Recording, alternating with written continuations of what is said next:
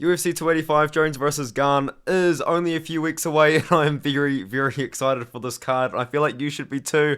It's super, super hype, and a lot of really fun matchups have been made for the card, which is why I'm going to break it down a couple of weeks early for you guys. Hopefully you enjoy the video, hopefully you don't mind the super early prediction. It is a pre-recorded video because at the time that you're watching this, I am actually away, but this is a reminder to you guys that UFC Fight Night, I will be live during this card as well, UFC 285, doing my live fight companion like I do every fight night. So let's just get straight into the predictions. Let's start talking about this card because I'm very, very excited about it. In fact, I'm so excited about it, I forgot to bring up best fight odds, which would be quite useful for this card. So let me just finally get to that. While I'm talking nonsense, Cody Garbrandt versus Trevin Jones. I'm looking forward to this fight. It should be a good one. Trevin Jones took the fight on short notice, and to be fair, Trevin Jones is still dangerous to maybe get a KO over Cody Garbrandt, but just with the way that Trevin Jones has been looking recently, he kind of come in with a bang. He beat a guy on, I believe it was short notice as well. It was against Timur Valiev. He knocked him out in the second round. Then I believe he tested positive for marijuana.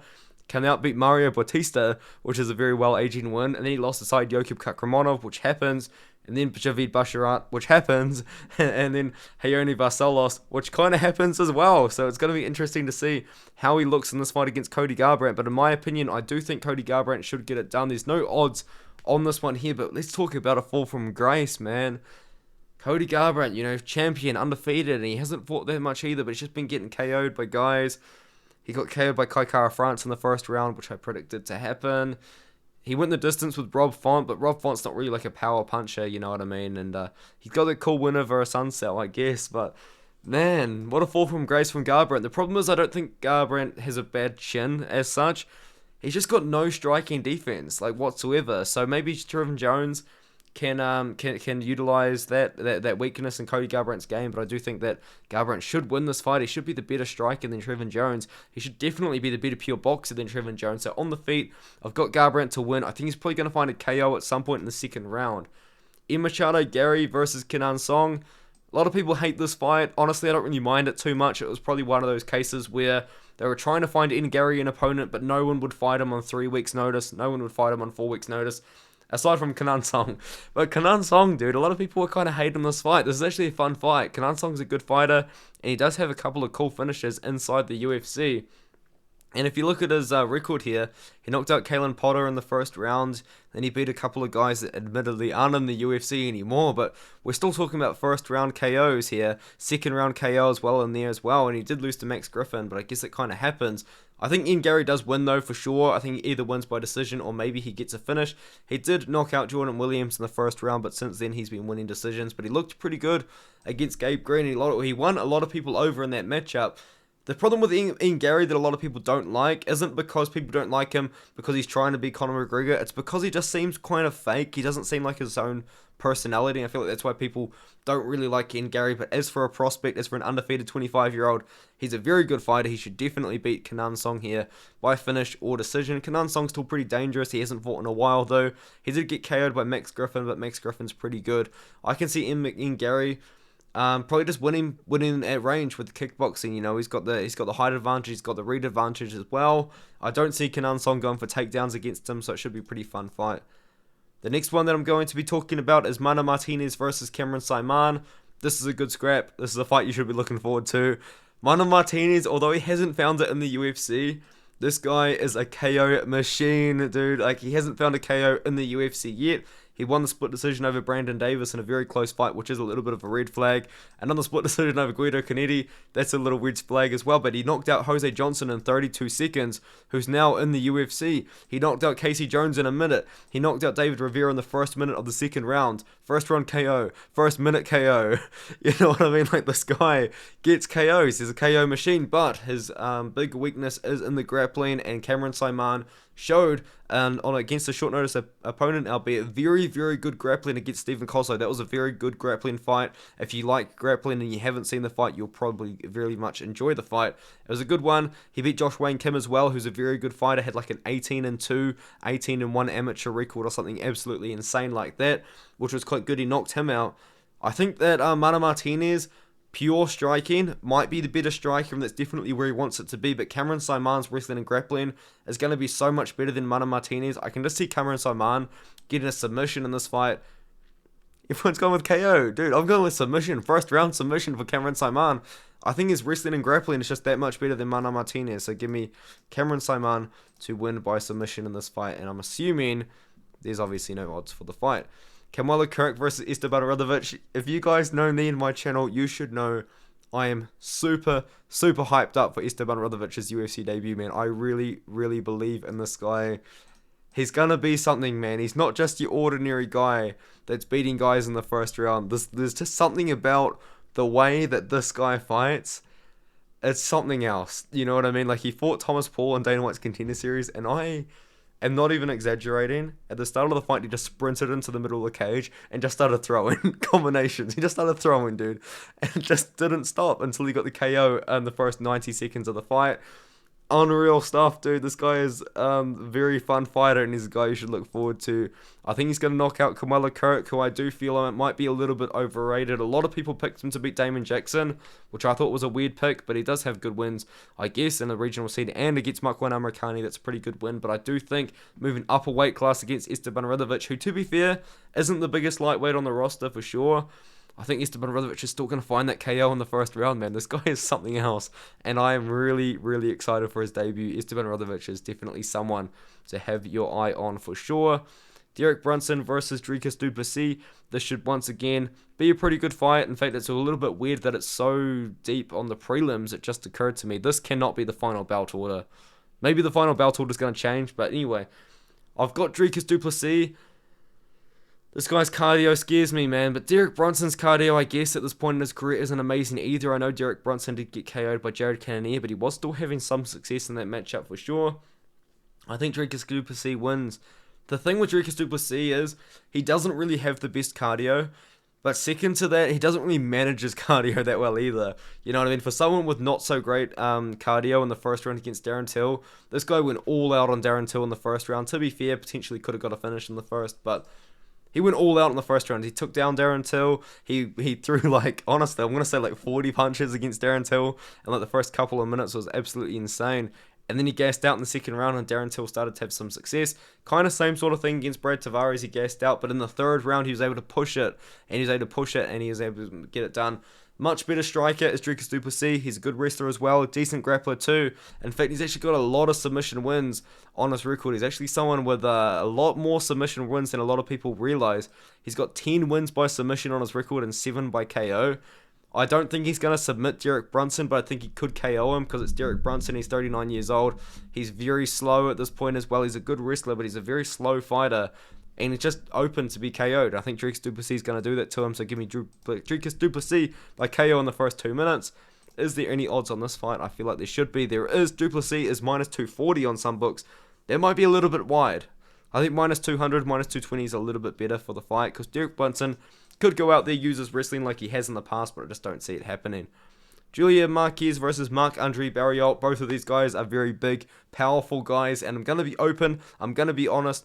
I'm not too confident in this pick. In fact, the pick will probably change before the end of the before the card even starts. But I've got Marc-Andre Barriault in this one here. He did lose to Anthony Hernandez, but Anthony Hernandez puts a pace on you, man. He's got a very interesting and special style of fighting, in my opinion. He beat Jordan Wright, but that's Jordan Wright, and that kind of happens. He lost to Chidi Njokwani very early on, but that kind of happens as well. And I guess maybe in hindsight, these wins that he's got aren't that good. But Julian Marquez, oh, he's the favourite on Tapology. Interesting. Let me know what you think in the comments about this fight. I feel like Julian Marquez is a brawler. He's not too technical, and I feel like it's kind of all he's got, where I feel like Marc-Andre Barriault is probably the more well-rounded guy, and probably is the guy that's more likely to be able to win this fight. That was such a stupid thing I just said. But Julian Marquez, you know what I mean? He's got 5 KOs, but he hasn't really been KOing anyone recently. The last time he got a KO was actually in 2017. He's been getting submissions on guys. So I feel like Marc-Andre Barriault, although he got finished super early against Chidi Njokwani, I think he should be able to withstand the power of Julian Marquez. He can use his wrestling, he can use his strength, and just does powerful wrestling as well. To be fair, he's powerful everywhere. So is Julian Marquez, but if he wants to wrestle, he can wrestle. If he wants to strike, he can strike. Not that confident in the pick, but as a pick I'm going with right now. Amanda Ribas versus Viviane Araujo. Interesting fight, though, to be fair, because Viviane Araujo just fought Alexa Grasso, and she lost a decision to Alexa Grasso, who's now getting a title shot off that fight, which is crazy. And Amanda Ribas just lost to Caitlin Chookagian by split decision, arguably won that fight as well. I believe some people are arguing that one, but I think Amanda Ribas should be able to win this one. I'm not that confident in it. Viviane Araujo, she didn't look incredible against Alexa Grasso, and it's not like she's getting any younger either. She's 36 years old, whereas Amanda Ribas is 29. She's up and coming. I just got Amanda Ribas by decision. I think she's a good grappler as well. I feel like that's just a fight that I'm not that confident in again. But obviously, closer to the time, I will obviously put more effort into the research, and I will find out for you guys a more confident pick. But the next one is Farid Basharat versus Damon Blackshear. Damon Blackshear, he could have won his debut, man. He really could have. But I believe he gassed out against Yusuf Zalal and lost that 10-8 round in the third round. And here he is. He's a draw. He got a draw in his debut, but it was a very short notice fight. I actually picked Damon Blackshear to win that fight on short notice as well. And now he's fighting Farid Basharat. He's not Javid Basharat. He's his brother. But he's equally as impressive, you know what I mean? He fought Alan Bagoso, who did take the fight on short notice, but he's a dangerous opponent. And he won that one. And then he's also beaten pretty good guys as well on the regional scene. And I feel like he should probably be able to beat Damon Blackshear on this one here. Damon Blackshear, very good wrestler and grappler. Farid Basharat is a guy that I'll describe as just being well-rounded, kind of everywhere, kind of like his brother Javid. Very similar sort of style. I've got Basharat by decision. I think he should be the better striker, but if he wants to wrestle and grapple, he can wrestle and grapple, but I'll just probably assume that he shouldn't against Damon Blackshear for sure. Jessica Penne taking on Tabatha Ricci. Tabatha Ricci obviously coming off that win over Poliana Viana. It was a while ago now, and to be honest, it wasn't really like the best win I've ever seen in my life. It wasn't the most exciting fight. But she should be able to beat Jessica Penne, who's 40 years old at this point. And another thing that's a little bit of a red flag, Jessica Penne just lost to Emily Ducote, who looked lost against, oh my goodness, I've completely forgotten her name. She looked so lost during the last fight. This is Emily Ducote I'm talking about, and she looked really, really bad. I'm going to read her name. Angela Hill. She looked so bad against Angela Hill, and that's such a red flag for Jessica Penne, who hasn't been fighting too much. She's fought 2 times in the last year and a half. She's won 5 times in the last 6.5 years. She's 40 years old. I mean, I feel like Tabatha Ricci should be able to win this one with her grappling. And even then, her striking probably is pretty good compared to Penne. Once again, considering she got pieced up on the feet by Emily Ducote, who looked horrible in her last fight. So, yeah, interesting fight. Really is. But I do think that Tabatha Ricci should win. This is a fight I broke down in a completely separate video when it was first announced. Mateusz Gamrot versus Jalin Turner. Believe it or not, I'm going with Jalin Turner, and it seems like everyone's going with Gamrot, which is interesting, but I understand. Gamrot could definitely win with the wrestling, but he's taking this fight on short notice. I think his cardio should be good. Gamrot does kind of seem to me like one of those guys that's just in shape all year round, but he's taking this fight on about 3 weeks' notice, 2.5 weeks' notice, thereabouts, against Jalin Turner, who's dangerous, man. And to be fair, Jalin Turner hasn't really beaten anyone to prove to me that he could definitely beat Mateusz Gamrot. Like, it's not like he's going out there and beating Arman Saruki. And for example, his last win was over Brad Riddell and Jamie Malarkey. Like, they're not really the best wins in the world, especially when you're taking on someone like Mateusz Gamrot, who's on a win streak over Arman Saruki and Diego Ferreira, Jeremy Stevens and Scott Holtzman. You know what I mean? But I've still got Jalin Turner by KO, man. It's a short notice fight. I think he's going to be able to defend the takedowns of Gamrot. He's so big for this weight class. He's 6'3". It's unreal how big he is for the weight class. I think he's going to get it done by KO. He's so dangerous. He's so dangerous. I think he's going to land something on Gamrot early, and it's just going to kind of dictate the rest of the fight. The next one is Jeff Neal versus Shavkat Rakhmonov. Shavkat Rakhmonov is a very good fighter. He's a guy that a lot of people are super, super hyped on. I thought that maybe Carlston Harris was going to give him some problems because Carlston Harris is really good and a guy that I'm pretty high on personally. And Shavkat Rakhmonov just kind of like ran through him. It was unreal. He's recently fought Neil Magny as well. Had a pretty good fight with Neil Magny. I believe he submitted him in the 3rd round. This is a close fight though, because a lot of people, I'm actually seeing people pick Jeff Neal in this matchup, but I do believe that Shavkat Rakhmonov has a very significant wrestling and grappling advantage, and I think that's what he's going to do. Sorry, it was a 2nd round win over Neil Magny, but Jeff Neal's a good boxer, man. He's coming off that win over Vicente Luque where he looked really good. Maybe Vicente Luque didn't look as good, but it's just because Jeff Neal put a pace on him, man. He was landing on the chin a lot, ended up getting the KO. Close fight with Santiago Ponzinibbio, and before that he did lose to Neil Magny, which is a common opponent, But I've got Shavkat, man. Shavkat's a very good striker, but he's also a very good wrestler and grappler. He's just kind of super well-rounded. The odds for this fight are probably ridiculous, and they are. I wouldn't line it that wide personally, but it should be a win for Shavkat Rakhmonov. He's going to be 17-0, super hyped up on the UFC 285 John Jones card, you know what I mean? And should be good. I think Rakhmonov gets a submission in this fight. Now we move on to the featured fight of the night, Bo Nickal versus Jamie Pickett. I don't think this fight should be so high up on the pay-per-view. You know what I mean? Like, there's an argument this fight should probably be on the prelims. It's Bo Nickal's debut, and I feel like maybe Brunson versus Dricus du Plessis could be on there, but Bo Nickal himself probably sells a lot more pay-per-views than Brunson versus Dricus du Plessis does, to be brutally honest, and that's probably why he's here. Bo Nickal's super hyped up. Should he be above Shavkat Rakhmonov on the card? Probably not. Should he be above this fight on the card? Probably not. I think he should open up the main card, not be the featured fight. That's crazy to me. But Bo Nickal, I think he's going to dominate Jamie Pickett, man. I just don't think Jamie Pickett's got anything for him. It's not like Bo Nickal's fighting someone that could knock him out in the first round. It's not like Bo Nickal's fighting someone that could submit him off his back. Jamie Pickett, he's got one submission win in his whole career. He hasn't got a KO, and I want to say since 2020, and it was over Genovan Party on Dana White's Contender Series, who went on to lose every fight since then, except for the one most recently that I didn't know about. But Joseph Holmes knocked him out in 2.5 minutes, and Joseph Holmes isn't all that special. Jamie Pickett's just not a dangerous fighter for Bo Nickal, because if it was like a dangerous fighter, like let's just say, for example, Bo Nickal was fighting Bruno Ferreira, who has a lot of first-round KOs, I would say Bo Nickal should dominate this fight, but he needs to watch out for the first-round KO threat of Bruno Ferreira. He's got no threat in this fight. Jamie Pickett's not going to sub him off his back. Jamie Pickett's not going to be able to take him down and sub him. Jamie Pickett's not going to be able to win a decision. Jamie Pickett's not even going to be able to knock him out. Jamie Pickett's whole game plan and his whole style is literally hold opponents against the fence and call it there. That's kind of all he does. Whereas Bo Nickal is a very good fighter. We haven't seen that much striking out of him. I know he got that cool knockdown over Donovan Beard. We didn't see much striking against Jack Borrego. But one thing about Bo Nickal that really does excite me is he's so fast for the middleweight. He's so fast of a wrestler. He's so fast of a grappler. The way that he chained together his wrestling and grappling. The way that he knocked down Donovan Beard and went straight for it. He's 27 as well. I got Bo Nickal in this fight.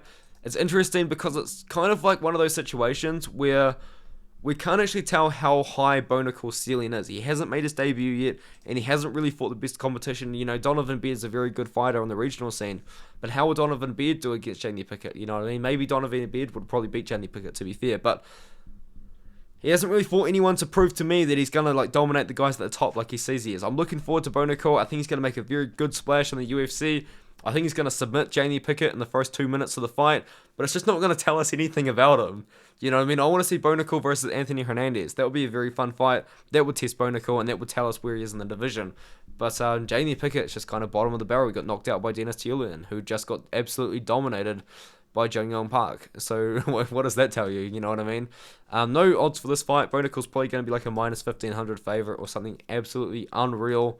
But it just is what it is, dude. It's literally Jamie Pickett. There's no threat there at all. Valentina Shevchenko versus Alexa Grasso. It's just free legacy at this point, isn't it? I've broke this down again in a separate video when it was announced. I think Valentina Shevchenko should win this fight pretty easily. I don't think Alexa Grasso really has like anything for her, like whatsoever.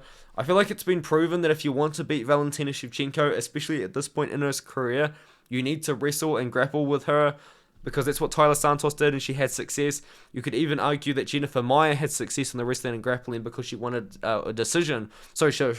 She won a round against Jennifer Maia. That's what you got to do. If you want to beat Valentina Shevchenko, you've got to wrestle, you've got to grapple. Do I think Alexa Grasso has the wrestling and grappling to take down Valentina Shevchenko and win the fight there? I don't, which is why I think that Shevchenko, if she's going to lose, is going to be to Taila Santos or Erin Blanchfield in the division. Those kind of fighters in the division. Alexa Grasso is probably going to try and stand and strike with her, and I think she's going to look a little bit silly doing it. So I've got Shevchenko by decision. I don't think Shevchenko is going to get a KO. She took Lauren Murphy to the 4th round, which I thought was going to be a really bad look. But in hindsight, Jessica Andrade was absolutely bowling away on Lauren Murphy's face for 3 rounds and couldn't get her out of there. So maybe Lauren Murphy just got a chin of absolute steel. The odds are minus 650 for Shevchenko. They always are a little bit crazy. I feel like you can justify it though with this one. I just don't see Alexa Grasso winning the matchup. And the next one is John Jones versus Cyril Gane. I am so excited for this. Jon Jones the slight favourite now, which is quite cool. And I think that Cyril Gane is my pick at the moment, dude. Like, Jon Jones. Recently, it's not like we've seen Jon Jones take guys down and dominate them. And when I say recently, we're talking over 3 years ago. I'm a little bit nervous with this pick. You can kind of tell, because I know a lot of people are going to be on Jon Jones, but we've never seen Jon Jones fight a heavyweight before, so he's not going to necessarily be used to the frame in the fight. And Cyril Gane is a guy that strikes super fluidly, you know what I mean? Like, Cyril Gane kind of strikes almost like a middleweight, you know, and he's got that movement of a middleweight, but he's still 6'4" at 250 pounds. You know what I mean? And, like, Jon Jones, if he wants to win the fight, he's going to wrestle, but I feel like Cyril Gane's going to be prepared for that, you know what I mean? I feel like it's going to be... I really want Jon Jones to win, though. If you guys don't know this, I'm going to buy the Jon Jones versus Cyril Gane UFC 285 poster, and I'm going to put it right there where the Artem Lobov signature is. I'll kind of sort it out so my background looks kind of cool, but man, I'm hyped for this card, man. I really am. But Jon Jones, he hasn't fought for 3 years. He arguably lost against Dominic Reyes. Some people even argue that he lost against Thiago Santos, but I feel like he did win the Thiago Santos fight. He beat Anthony Smith. I mean, that was 4 years ago now. Oh my goodness, dude. Like, I just don't know. Like, well, I don't know how Jon Jones is going to look. I know what Cyril Gane's going to look like. In my opinion, Cyril Gane beat Francis Ngannou as well. He won the first 2 rounds and the 5th round. If you disagree with me before commenting, watch the 5th round yourself. Especially on mute. Watch it on mute as well. Don't listen to the commentary. He beat Francis Ngannou. He won the 5th rounds. He won the first 2 rounds. Anyway, Jon Jones, though, he's never lost, you know what I mean? He's pretty much 27-0, so... Jeez, it's tough for me to sit here and pick against him, but at the end of the day, it's 3 years ago he last fought. He's moving up a weight class to heavyweight. It's not like he's just moving up from 185 to... It's not like he's moving up from 55 to 170 or 170 to 185. He's moving up to 260 pounds because he's packed on muscle for the last 3 years, 260 pounds worth. I believe he's going to weigh in at 265 pounds, as so he's claiming. So I've got Cyril Gane in this one by decision, man. I think he's going to beat him up on the feet. I think Jon Jones is going to be going for takedowns. But in hindsight, Jon Jones should just be able to take him down and hold him down. He really should. Man, it's a tough one. I'm going to have to come back to this one. The problem is with Jon Jones, I haven't seen him fight for 3 years. I just don't know, man. Like, I just don't know.